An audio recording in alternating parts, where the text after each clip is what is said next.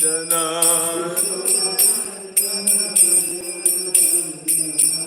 Yamunatira Vanachari Yamunatira Vanachari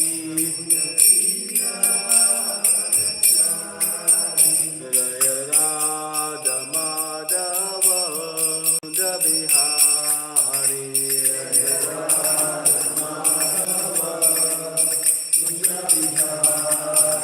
Jaya Radha Kunj Bihari Radha Kunj Bihari Radhe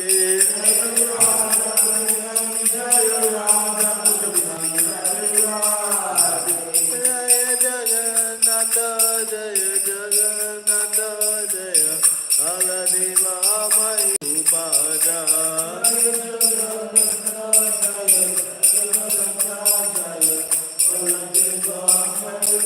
Jaya Srinatha Ji Jaya Bala Gopal Jaya Srinatha Ji Jaya Giri Govardhan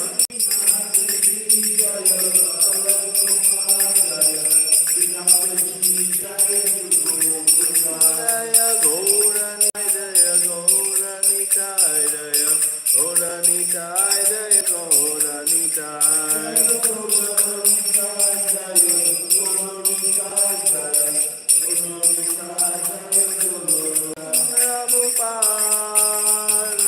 Prabhupada Prabhupada Jaya Jaya Prabhupada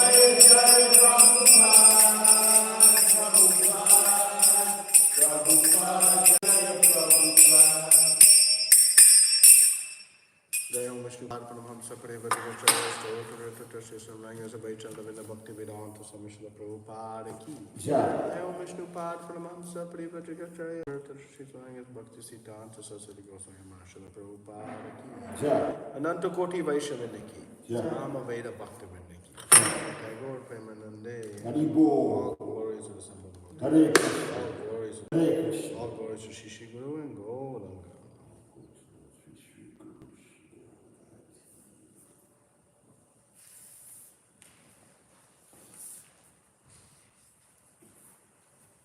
Which song? Om Namo Bhagavate Vasudevaya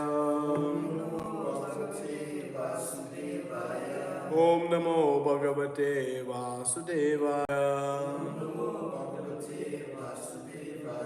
Om Namo Bhagavate Vasudevaya Narayanam Namaskritya Naram Chaiva Narottamam Devim Saraswatim Vyasam Tato Jayudiriye Nasta Prayeshu Vabhadreshu Nityam Bhagavata Sevaya Bhagavati Tamashloke Bhaktir Bhagavati Naishtiki Hare Krishna.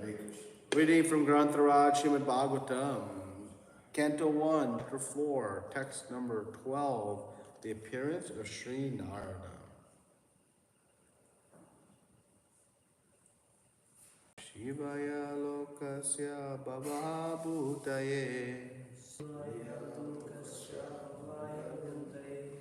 Ya Uttama Shloka Parayana Janaha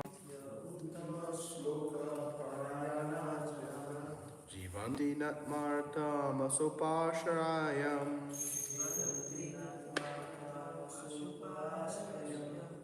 Mumocho Nirvidya Kutam Kalevaram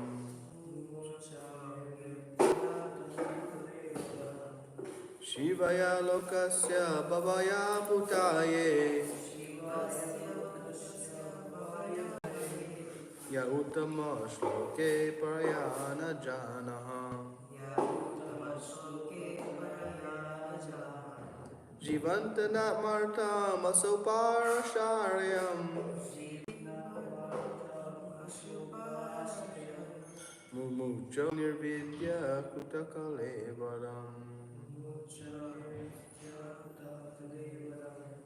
Suvaya lokasya bhutaye Yautama shloka parayana janaha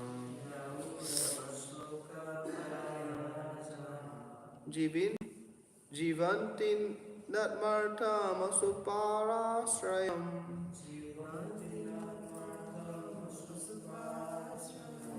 Mumocha nirvidya kutam kalevaram.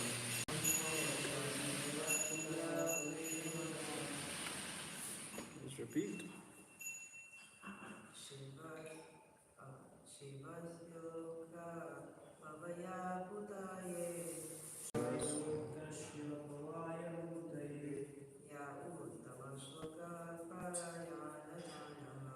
Yautama shloke parayana janaha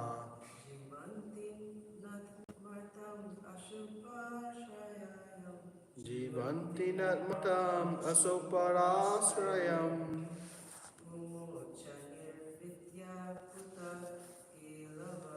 Mumuch vidya kuta kalevaram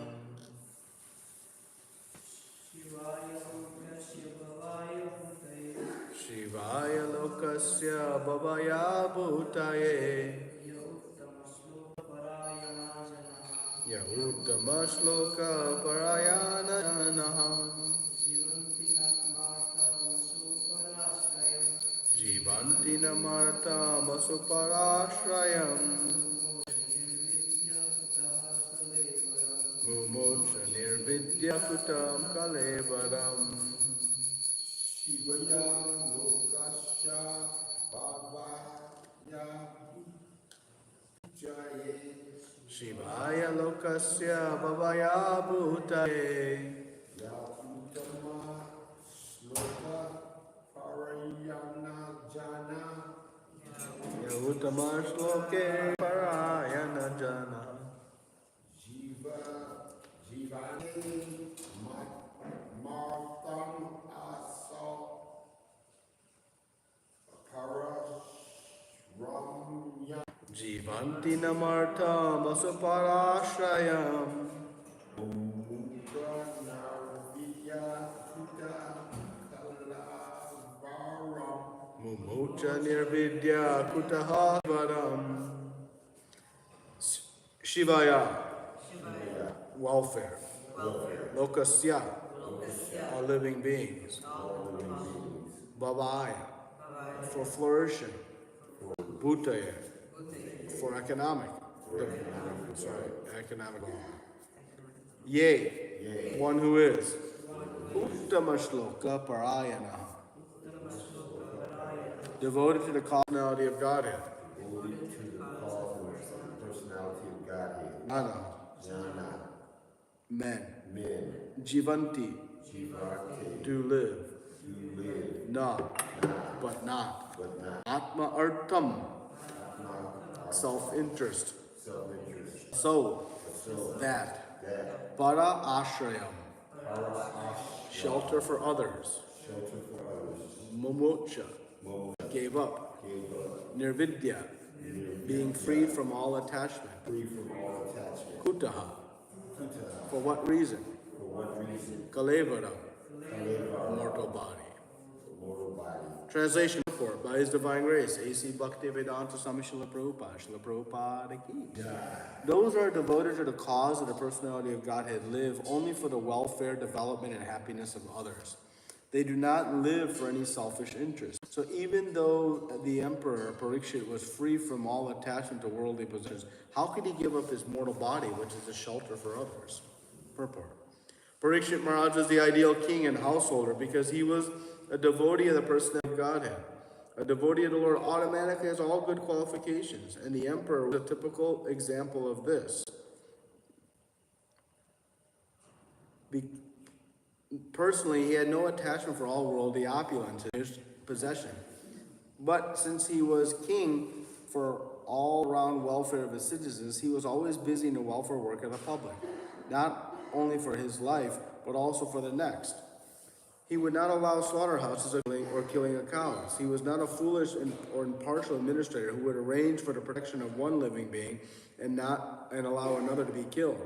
Because he was a devotee of the Lord, he knew perfectly well how to conduct his administration for everyone's happiness, men, animals, plants, and all living creatures. He was not selfishly interested. Selfishness is either self-centered or self-extended. He was neither. His interest was to please the supreme truth of Godhead. The king is a representation of the supreme Lord, and therefore the king's interest must be identical with that of the Lord. The supreme Lord wants all living beings to be obedient to him and thereby become happy. Therefore, the king's interest to guide all his subjects back to the kingdom of Godhead. Hence, the activities of the citizens should be coordinated that they can at the end go back home with the Godhead. Under the administration of a representative king, the kingdom is full of opulence. At that time, the human beings need not need animals. There are ample food grains, milk, fruits, and vegetables, so that the human beings, as well as animals, can eat sumptuously and to their heart's content. If all living beings are satisfied with food and obey the prescribed duties, there cannot be any disturbance between one living being and another. Emperor Parikshit was a worthy king, and therefore all were happy during his reign. Om Jnana Timirandasya Jnananjana Shalakaya Chakshurum Militam Tasmai Shri Gurave Namaha Shri Chaitanya Manobhishtam Stapitam Ye Bhutale Swayam Rupa Karamayam Dadati Swapadantikam Vandeham Shri Guru Shri Yuta Parakamalam Shri Gurun Vaishnavam Srupam Sagashatam Sahagana Raghunatam Mitam Tam Sajivam Sadvaitam Savadutam Parijana Saitam Krishna Chaitanya Devam Shri Radha Krishna Padan Sahagana Lalita Shri Vishakan Mitam Hey Krishna Karuna Sindhu Dina Bandhu Jagatpate Gopesha Gopika Kanta Radha Kanta Namostate Tapta Kanchana Gaurangi Radhe Vrindavaneshwari Vrishabhanu Sute Devi Hari Priye Vanchakalpa Turubhyascha Kupa Sindhubhye Vacha Patitanam Pavanebhyo Vaishnavebhyo Namo Namaha Namo Vishnu Padaya Krishna Prastaya Bhutale Srimate Bhakti Vedanta Swami Niti Namine Namaste Saraswati Devi Gauravani Pachayane Vishesha Shrivari Paschatya Deshatarine Jai Shri Krishna Chaitanya Prabhu Nityananda Shri Advaita Gadadara Srivasadi Gaura Bhaktavinda Hare Krishna Krishna Krishna Hare Hare Hare Rama Rama Hare Hare.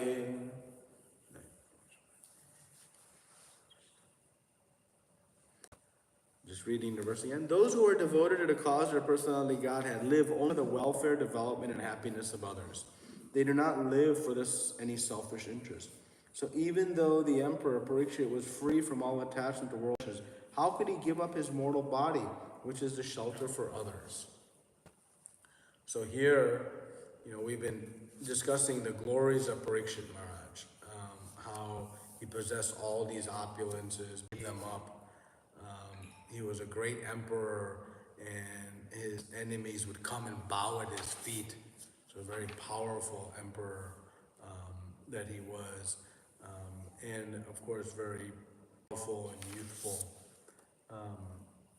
And so Shona Krishi here is telling us something, again, that, the devotee, their whole existence is to live in service of Krishna. They have no self-desire. Their only desire is how they can be used in Krishna's service. It's a very, humble position to take, because, we are always wanting to be in control. I want to do this, I do that, I want this, I want.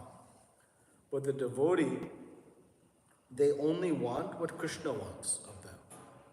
And they are such situated that they surrender their own self-interest.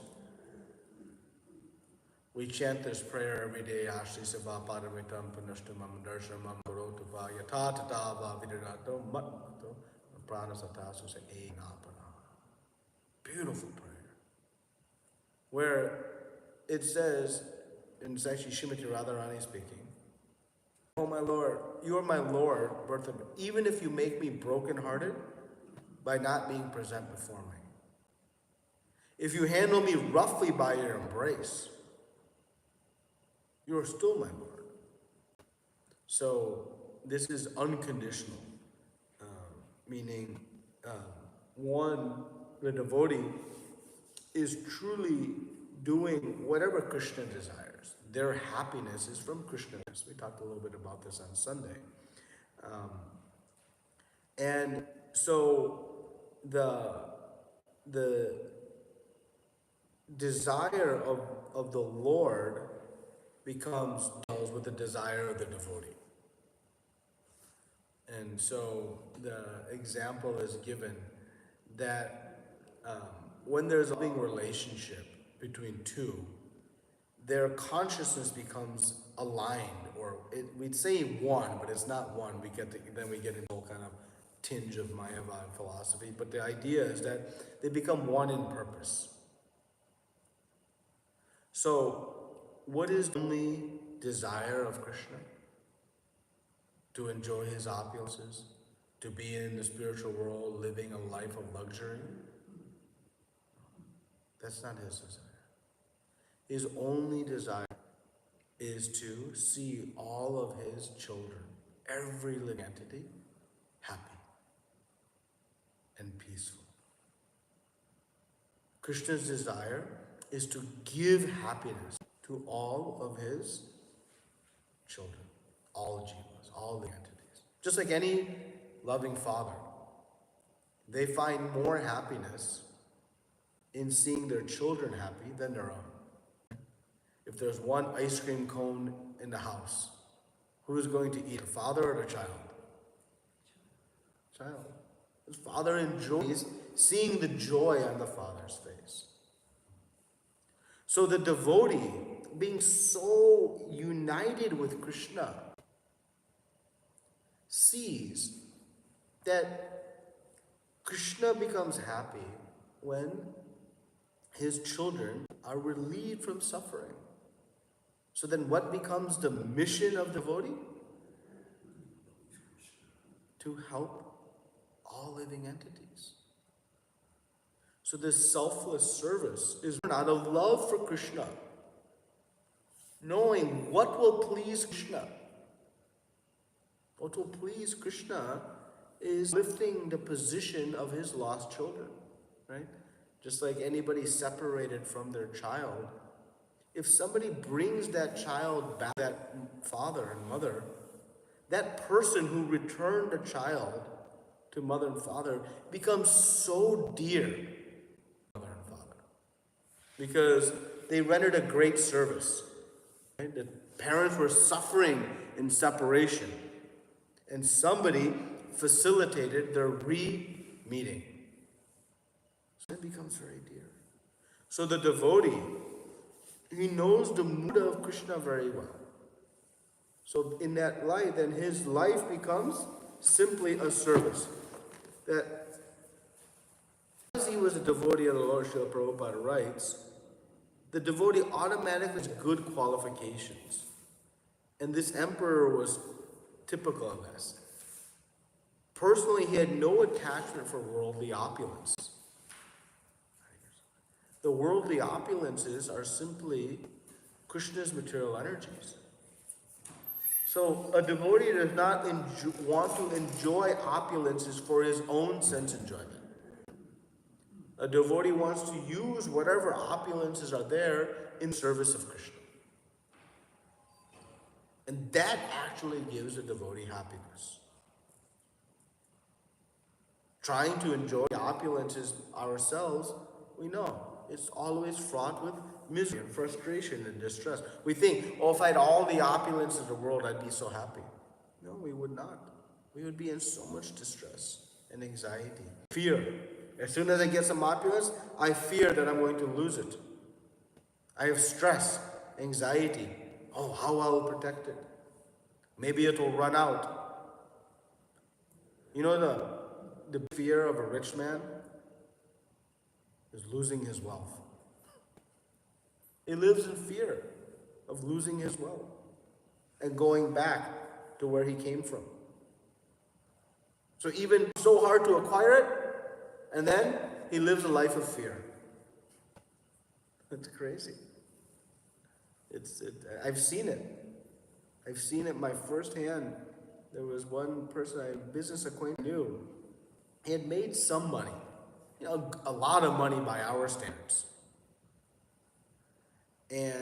But he was relatively young, maybe in his early 50s. So he had maybe 20, 30 years to live. And his whole fear was, how do I not lose this money so I could, live out the rest of my life? And he was constantly in anxiety, constantly in fear. This is no way to live. The devotee knows, no, whatever opulences I have, I use it in Krishna service. That is going to give me the satisfaction. So here, Parikshit Maharaj, Prabhupada is glorifying that the devotee does not, is not selective.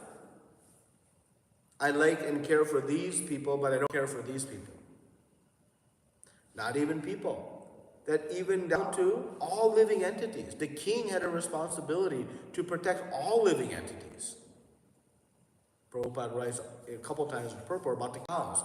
How we can claim that we are here to protect the citizens. Are the cows not citizens of the land? Are the birds not citizens of the land? Are other animals not citizens? Of course they are. So the devotee does not discriminate. He's equipoise. He is there to protect all living entities, not human form. Forget about protecting all humans, not judging between one type and another, but even down to all life forms. So this is the magnanimity of the great devotee. And this is the great qualification. So these qualities, they come because one is a devotee of the Lord. So how to develop this selfless nature, right? How to be so selfless that we only care about Krishna service. It's a very noble quality. How to develop it? By becoming a devotee. This is the natural quality of the living. So as we purify through devotional service, this quality will naturally emerge. So this is the purpose of our sadhana bhakti, to awaken these wonderful transcendental qualities. Right? We have, I won't go there. So Shaunaka Rishi here is saying that, Parikshit Maharaj has a great responsibility, right, to protect citizens. So how he could give up his body, isn't that a selfish act?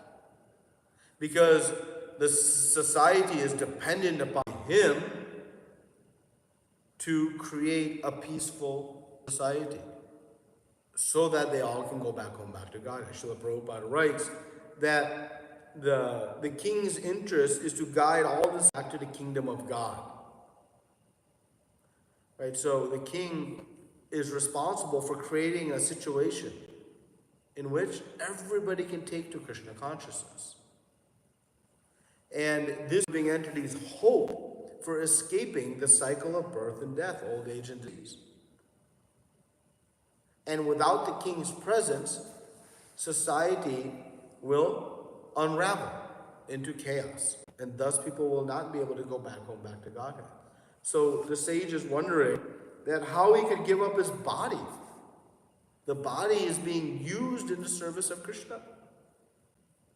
So, is this a contradiction to his qualities?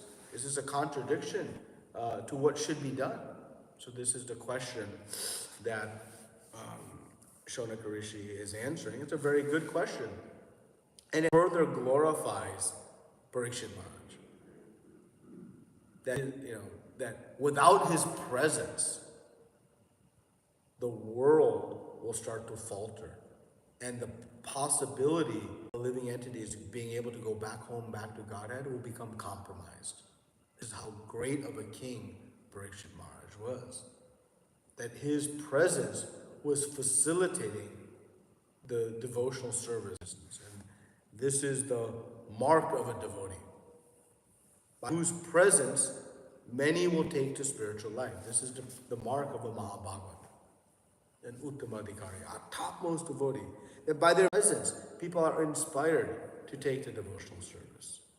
And so this was the position of Parikshit Maharaj, and is being questioned why he would give up this body. Because actually the body is also not our body. We are not the owner of this body even. We know when we die, this body back into earth where it came from. So we are the temporary occupant. But who has given us this body? The Supreme Lord. The Supreme Lord has given us this body. So the devotee uses this body, this life, in the service of Krishna, because it's been given by Krishna. So it should be used in his service. So once Sanatana Swami was on his way to Jagannath Puri to see Chaitanya Mahaprabhu. And along the way, he took bath in one body of water. And this body of water was contaminated, and he developed very severe body rashes and boils and blood and pus, very severe. And he reached Jagannath Puri, and he was, not wanting to see Chaitanya Mahaprabhu. Chaitanya Mahaprabhu would embrace him, and he felt like, my body is full of pus, and I'll make him dirty. So he was kind of hiding. But this situation was so difficult and unbearable that he said, I cannot live like this. I'm going to commit suicide. And Lord Jagannath's Rath Yatra was coming, so he decided that he was going to jump in front of the wheel and end his life. So Chaitanya Mahaprabhu, of course, being the all-knowing, Paramatma, Supreme Lord, came to see Sanatana Goswami. Jai Shri Shri Radha Gopal Jagannath Baladev Subramanya Sanatana Goswami. Came to Sanatana Goswami and said, "Who do you think you are? Your body is mine. I am the owner. How dare you try to give it up?"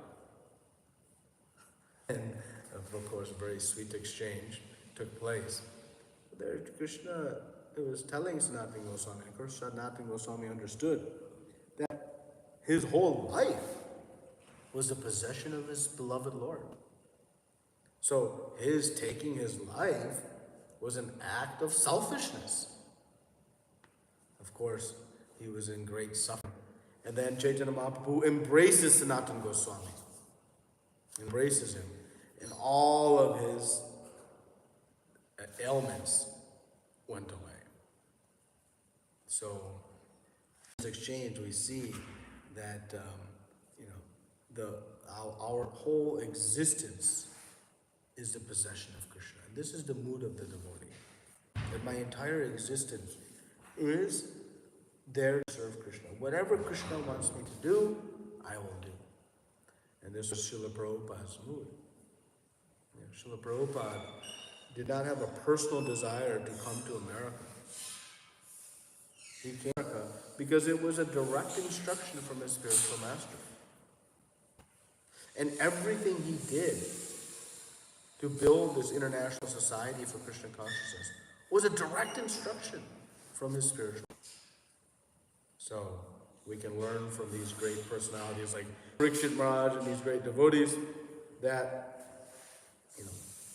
our only interest is the interest of Krishna. Krishna's only interest is to see his devotees happy. And so the devotee spends his life, day and night, to try to uplift the position of all living entities. We're all part and parcel of Krishna, carrying no selfish interest.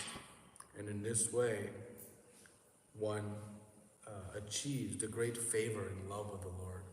And this qualification is achieved by one's devotional service to the Lord. Okay? I'll end there. Thank you very much. Grantaraj Srimad Bhagavatam ki. Srila Prabhupada ki. Any comments or questions? Pretty straightforward today.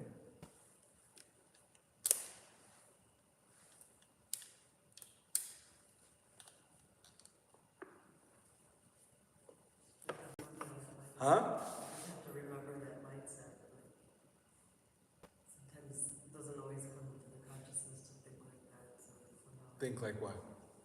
be able to know that like everything is in the service of Krishna, and to make him happy, and by that service act, we can make those also around happy too. Our happiness will only come from Krishna's happiness. Yeah. Caught up on body ailments sometimes. That's practical. Yes. Also, Prabhu, the social attack normally we do, and that is completely different from what is being talked here, right? It's like we do social welfare for the service of the Lord. So, this social welfare, right?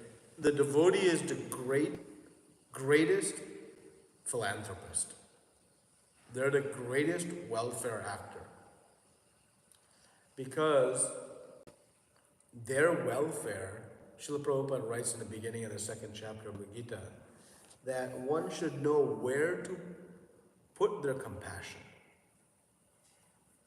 Right? So the example is given. If there's an accident on the road, on the freeway, right? There's some car accident, automobile accident. Where does our attention first go?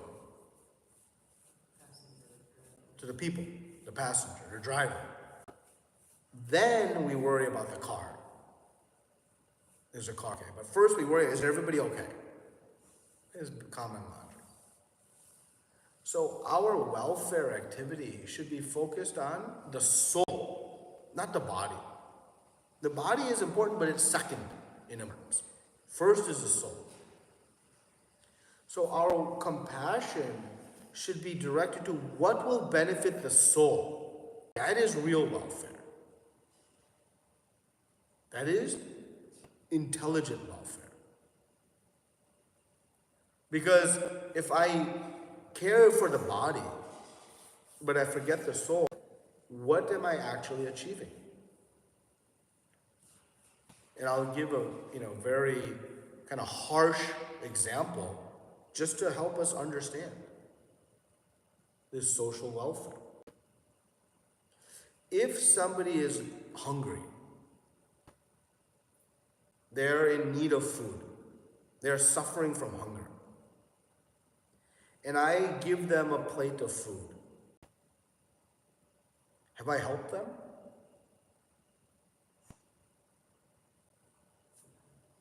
On one level I have, right? I've helped their suffering of hunger.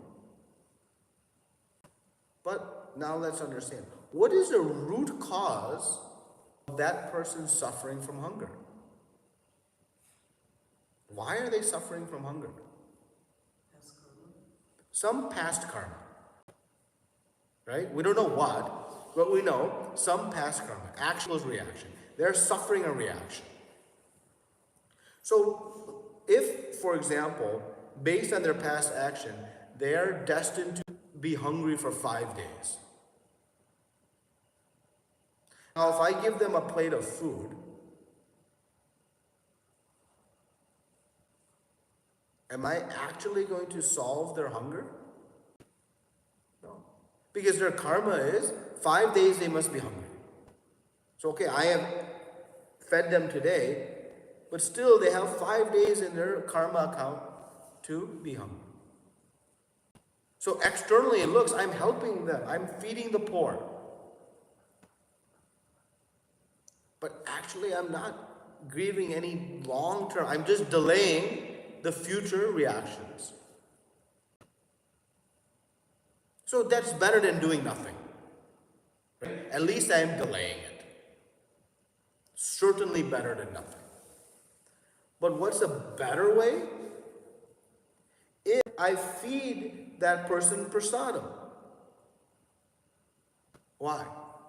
Because honoring prasadam is devotional service. By doing devotional service, I am eradicating my future reactions. So, to end this person's suffering, I have to elevate their consciousness and engage them in devotional service. And that way, their suffering will really end. So, an intelligent person knows that I have to save the person. And Prabhupada gives a very powerful example. If someone is drowning in an ocean and you're in a boat, are you going to pull the clothes of the person into the boat? The person. The person. You want to save the person. You're not so worried about the clothes. If the clothes come with the person, all in good. But your main focus is the person. Welfare is to the soul, because I'm not this body. It's a temporary garment, temporary cloth. So the devotee knows how to actually do real welfare that will bring a sustainable impact in that person's life. That's why Srila Prabhupada established this Food for Life program. Distributing huge quantities of prasadam. Around the world, ISKCON distributes millions and millions and millions of plates of prasadam. And when you distribute prasadam, you are nourishing the soul. And at the same time, you're nourishing the body. The body's coming along. When I pull the person out of the water, the clothes come with it. So the body is being also nourished. But more importantly, nourishing the soul and reducing that person's suffering. So welfare, social welfare, the devotees are the greatest social welfare workers, because they are working to permanently end the suffering of birth, death, old age, and disease. And the only way to permanently end it is not by another set of medicines, another vaccine, a healthcare clinic, food, learning how to solve literacy. That won't help. What is going to help? How to reawaken eternal relationship with Krishna.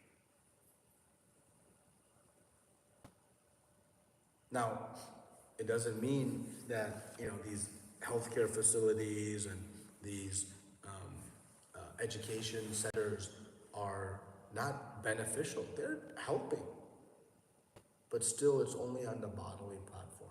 So the devotee knows how to go deeper, how to create a more permanent help to someone's life. And so that's what Parikshit Maharaj has done, because Parikshit Maharaj could have simply shared his opulence and given everybody plenty of material means to enjoy, to eat, eat, and defend. But that would not have been in their welfare. Their welfare is achieved by them, the citizens, engaging in devotional service. So Parikshit Maharaj facilitates the engagement of every living entity into devotional service. Thus they can go back home happy. So this is real social welfare.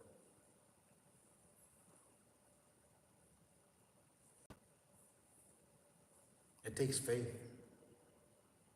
It takes faith that we are not this body, we are spirit soul. But it is the reality. Anything else? Anything else? Thank you. Srila Prabhupada ki jai. Grantharaj Srimad Bhagavatam ki. Nanta Koti Vaishnava ki jai.